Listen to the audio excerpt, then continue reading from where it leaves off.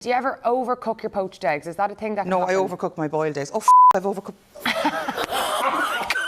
What I am making today is smashed avocado with chili flakes on sourdough with a poached egg and smoked salmon on the side. Okay. It's the only thing up till now I was able to cook. Obviously, I'm having a bit of a blind panic now. So what we do next, which is the most important part, is the eggs. Okay.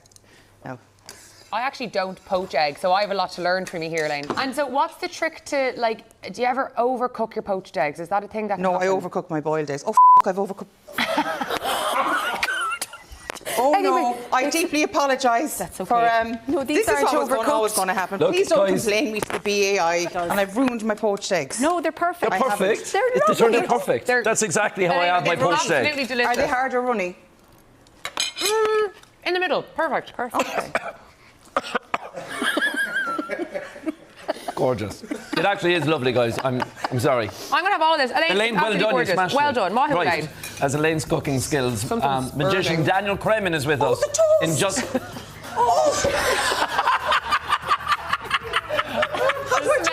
We'll see you back here in a after the few. break. We need a fire extinguisher in the What's studio, that? please.